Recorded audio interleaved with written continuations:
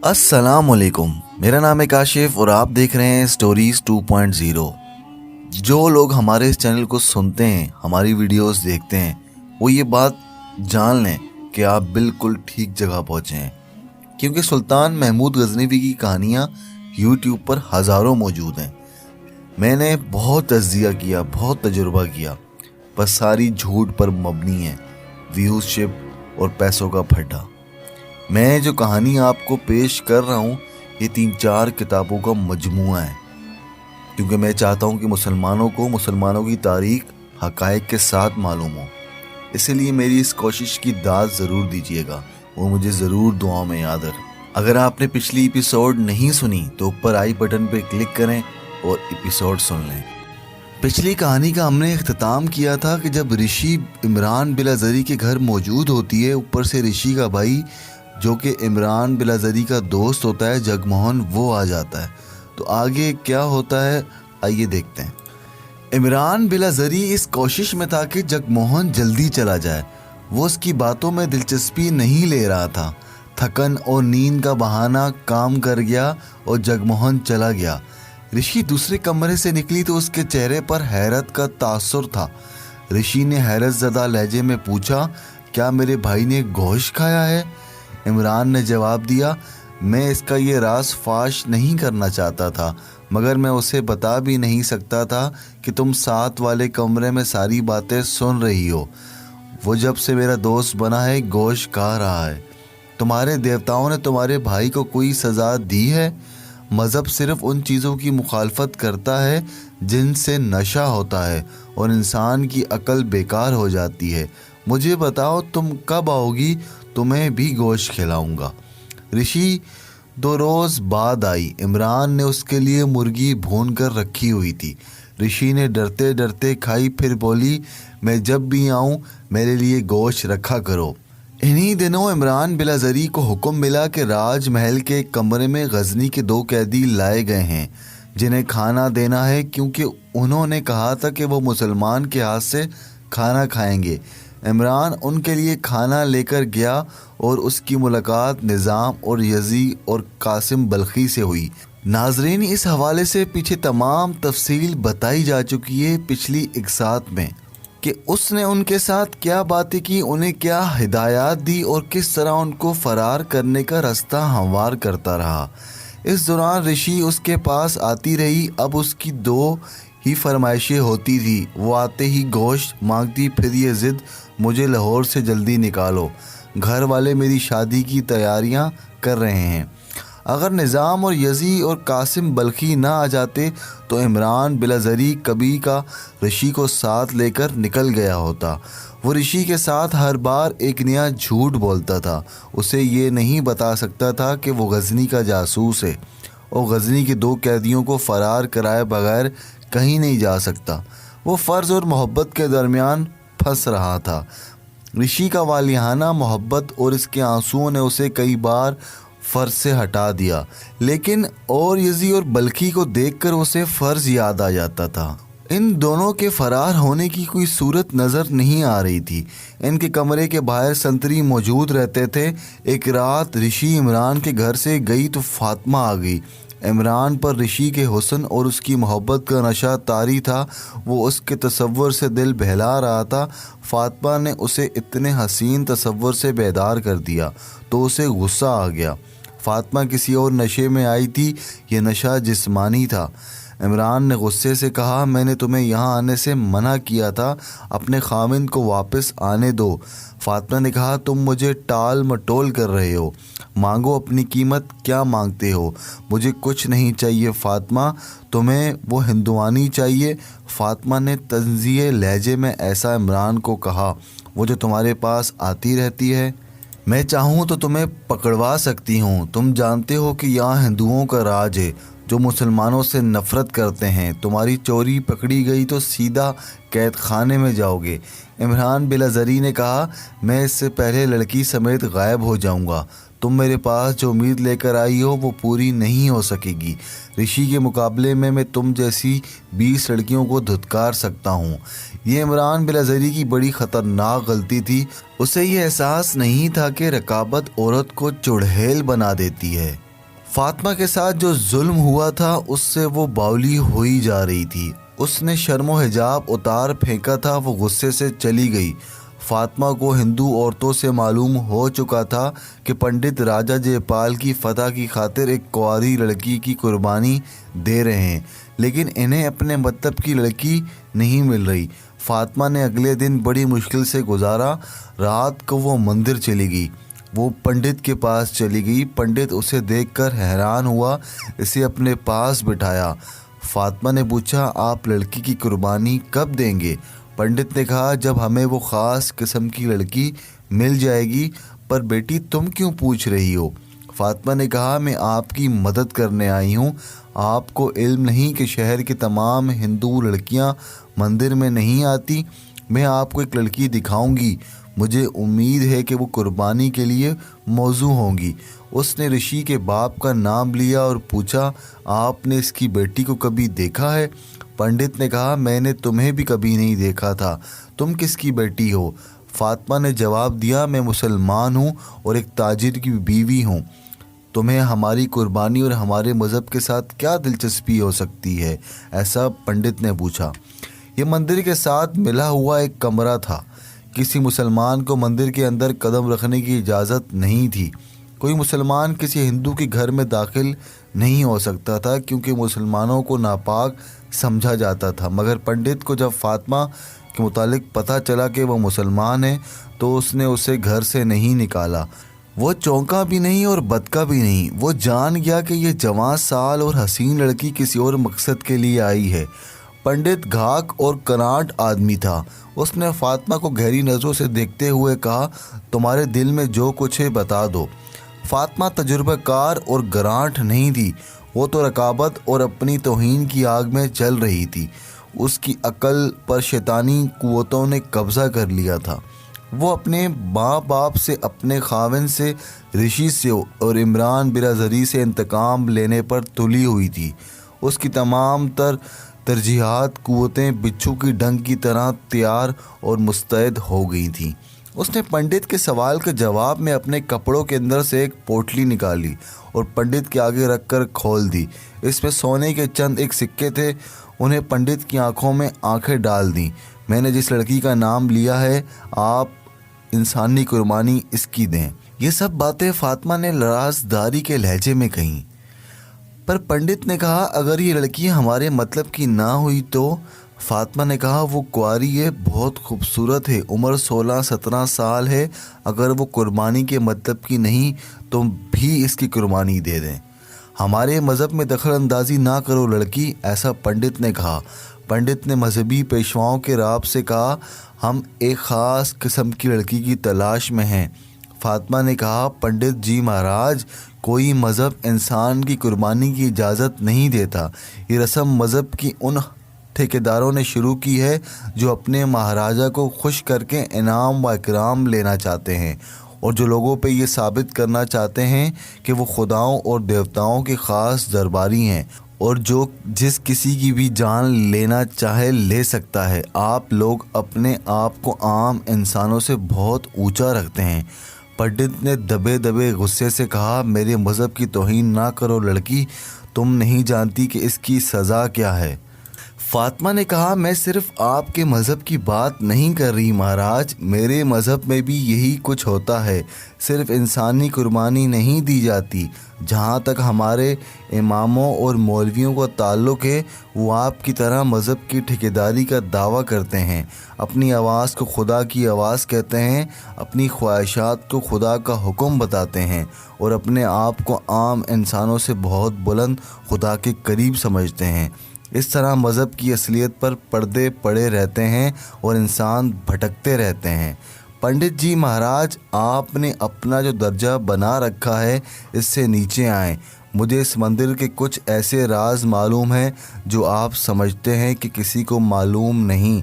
आप जानते हैं कि जिसे ज़ख़म आता है या चोट लगती है वो दर्द से चीखता है और उसकी चिल्लाने की आवाज़ें वो लोग सुन लेते हैं जिनके कान होते हैं। पंडित के लहजे में राब के बजाय अपनायत सी थी। कहने लगा, तुम कमसन हो लड़की, उस उम्र में तुम ऐसी बातें करती हो जो पुख्ता उम्र में भी नहीं सोची जा सकती। फातिमा ने जवाब दिया, मेरे दिल के ज़ख्मों ने मुझे पुख्ता कार बना दिया। ये मेरी अकल की नहीं, मेरे दिल की आवाज़ है। मेरा दिल कराह रहा है, सिसकियाँ ले रहा है। वो कौन से राज हैं जो तुम जानती हो? पंडित ने ऐसा फातिमा से पूछा। एक ये कि मैं हसीन और नौजवान ना होती तो आप इतना ही सुनकर मुझे भगा देते कि मैं मुसलमान हूँ, मुझे धक्के देते, इस कमरे से निकाल देते, कमरे को धुलाते या लोबान जलाते, भोजन गाते, तब ये कमरा पाक होता। मगर मुझे देखकर आप भूल गए कि मुसलमान नापाक होता है। आपने सोने के सिक्कों को उठाया, बाहर नहीं फेंका। आपकी ज़बान में फ़ौरन मुझे देखकर मिठास आ गई। लेकिन आपके अल्फाज में पंडित मौजूद है, मगर जिन आँखों से आप मुझे और सोने के इन सिक्कों को देख रहे हैं, इनसे पंडित गायब हो चुका है। आपकी आँखों में मुझे अपना खाविंद दिखाई दे रहा है। उसने मेरे बाप के साथ मेरे हुस्न और मेरी जवानी का सौदा किया था। मैं बिकी हुई चीज़ हूँ। मैं अब सौदा करने से नहीं डरती। अपने दिल की मुराद की खातिर मैं सौदा करने आई हूँ। तुम राज की बात कर रही थी फातिमा, वो क्या है? फातिमा ने कहा, दिल पर हाथ रखे और सुने। आपको इंसानी कुर्बानी के लिए ख़ास किस्म की लड़की सिर्फ इसलिए नहीं मिल रही कि आपने दो दौलत वालों की बेटियों पर हाथ रखा, लेकिन हीरे जेवरात सोना लेकर अपना हाथ पीछे कर लिया। मेरा खाविंद बहुत बड़ा ताजिर है, वो नाम का मुसलमान है। वो अपने मज़हब का सिर्फ़ एक असूल जानता है कि एक मुसलमान बेक वक्त 4 बीवियां रख सकता है। उसका उठना बैठना और उसका दोस्ताना हिंदुओं के साथ है। उसे बहुत सी बातें मालूम हैं। मैं अपने ईमान को एक तरफ रखती हूँ। आप अपने धर्म को इस दरवाज़े से बाहर रख दें। सोने के टुकड़े गिन लें और सौदा करें। कुछ और चाहिए तो बता दें। पंडित के होंठों पर ऐसी मुस्कुराहट आ गई जैसे भेड़िए ने कमज़ोर सा शिकार देख लिया हो। वो दोनों फर्श पर बैठे थे। फातिमा इसके सामने 2 हाथ दूर बैठी थी। पंडित का हाथ फातिमा की तरफ बढ़ा और इसके हाथ को दबोच लिया। पंडित के दूसरे हाथ ने सुकून वाली पोटली अपनी तरफ सर करके घुटने के नीचे रख ली। फातिमा ने अपना हाथ पंडित के हाथ में रख दिया। मैं कैसे यकीन कर सकती हूँ कि मेरा काम हो जाएगा और मेरे साथ धोखा नहीं होगा? तुम उस लड़की को अपने रास्ते से हटाना चाहती हो, पंडित ने ऐसे लहजे में कहा जो गुनाह के तसव्वुर से शराबी के कदमों की तरह डगमगा रहा था। पंडित ने कहा, हट जाएगी। अगर इसकी माँ बाप ने आपकी मुट्ठी गर्म कर दी तो क्या होगा? वही होगा फातिमा जो तुम चाहती हो। कमरे का दरवाज़ा खुला था। पंडित ने एक टांग लंबी करके एक दरवाज़े को बंद कर दिया। फातिमा ने हाथ लंबा करके दूसरा दरवाज़ा बंद कर दिया। रात खामोश थी। मंदिर में रखा हुआ बुत खामोश बैठा था। पंडित के कमरे में रखी हुई मूर्तियां खामोश थी। किशन मुराली की मूर्ति खामोश थी। मंदिर का सिंह खामोश और घंटियां खामोश थी। ऋषि अपने घर और इमरान बिलाजरी अपने घर गहरी नींद सो रहे थे। वो एक दूसरे को ख्वाबों में देख रहे होंगे। मंदिर में इनके ख्वाबों का सौदा तय हो चुका था। अगले दिन का सूरज अभी भी तुलू हुआ था। इमरान बिलाजरी कुछ देर पहले घर से अपने काम को जाने के लिए निकला था। वो फातिमा के खाविंद की महल जैसी हवेली के सामने से गुजरा।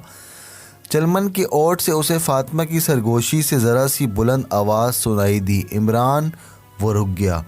चलमन से झांकता और फातिमा का चेहरा नज़र आया। उस चेहरे में कोई तब्दीली नज़र न आई। फातिमा ने कहा, अपना वादा याद रखना। इमरान बिलाजरी का खून खोलने लगा। वो कुछ भी ना बोला और चल पड़ा। राजमहल के अहाते में जाकर वो उसी कमरे में गया जहाँ गजनी के 2 कैदी निज़ाम और कासिम बल्खी को रखा गया था। जैसे कि मैं पहले सुना चुका हूँ नाजरीन कि उनके हाथ पांव खुले हुए थे। कमरा खुला हुआ था। कमरे के बाहर और अकब में 2-4 संतरी मौजूद रहते थे। चूँकि राजा जयपाल उनसे राज की बातें मालूम करने की कोशिश कर रहा था, इसलिए उन्हें कैदियों की तरह जंजीरों में जकड़ कर कैद खाने में नहीं रखा था। इनकी खातिर तवाज़ा का ऐसा निज़ाम था जैसे शाही मेहमानों का होता है।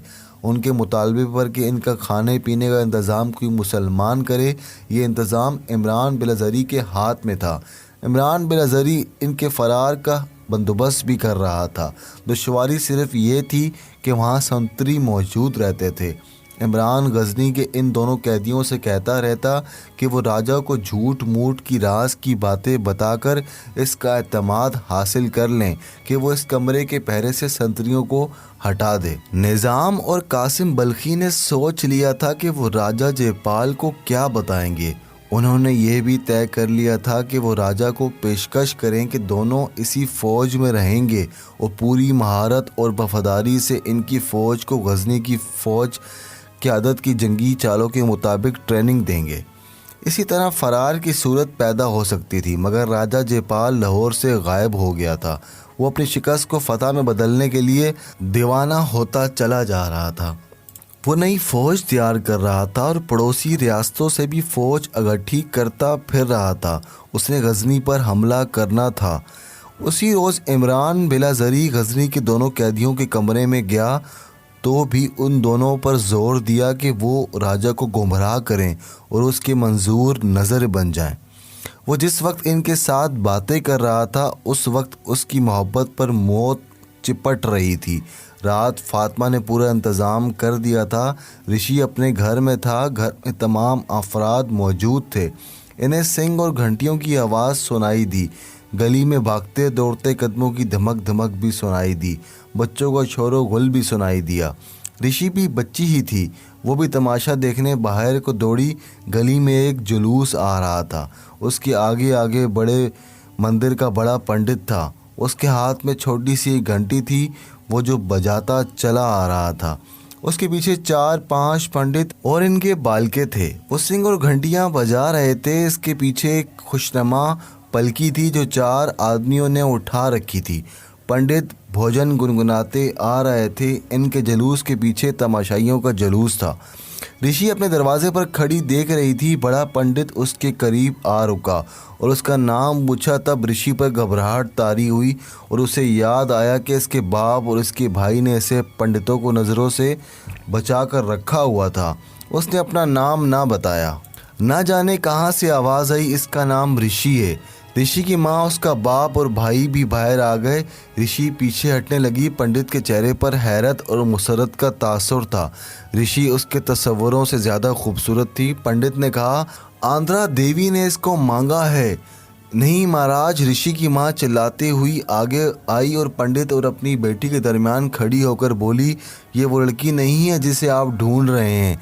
ऋषि अपने दरवाजे की तरफ पीछे हटने लगी। एक बड़े पंडित ने पालकी आगे लाने को कहा। पालकी आगे लाकर रख दी गई। बड़े पंडित ने कहा, ये हुक्म देवी का भी है, राजा का भी है। देवी ने जिस कुंवारी कन्या को मांगा है, वो जिस घर में रही उस घर पर तमाम देवी देवताओं का कहर नाजिल होगा। उसे जिस माँ ने जन्म दिया वो माँ कूड़ी होकर आबादियों में धुतकारी जाएगी। ये बेटी तुम्हारी नहीं, ये देवी की अमानत है। हम इसे ले जा रहे हैं।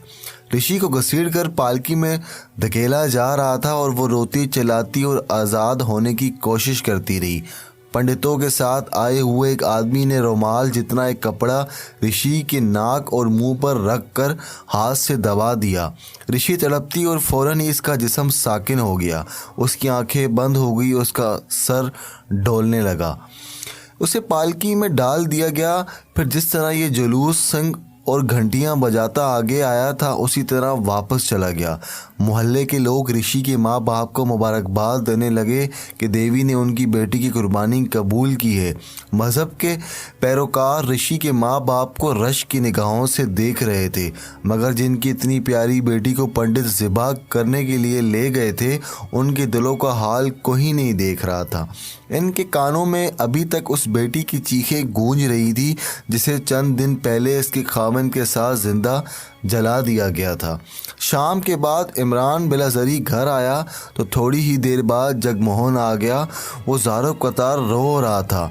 उसने बताया कि ऋषि को पंडित ले गए हैं। बिलाज़री को तो जैसे सकता हो गया। जगमोहन ने बताया कि पंडितों को किसी ने बताया होगा कि ऋषि मंदिर में नहीं जाती और यही लड़की कुर्बानी के लिए मौजू है। इमरान बिलाज़री ने पूछा, तुम मालूम कर सकते हो उसे कहाँ रखेंगे और उसकी जान की कुर्बानी कब देंगे, मालूम करो। जगमोहन, मैं इसे बचाने की कोशिश करूँगा। जगमोहन ने कहा, इसे बड़े मंदिर में ही लेकर गए होंगे। मैंने सुना है कि इंसान की कुर्बानी यूं नहीं दी जाती कि किसी को पकड़ा और उसे मार डाला। उसे बहुत दिन पंडित अपने पास रखते हैं, उसे पाक करते हैं, तैयार करते हैं और मालूम नहीं इस पर क्या अमल करते हैं कि वो अपनी ज़बान से कहने लगता है कि मुझे देवी के चरणों में कुर्बान कर दो। मैं मालूम करने की कोशिश करूँगा, मगर तुम उसे बचा नहीं सकोगे। अगर बचा लाओगे तो हम उसे अपने घर में नहीं रख सकेंगे, उसे फिर ले जाएंगे और हमारे साथ तुम्हारे लिए भी मुसीबत आ जाएगी।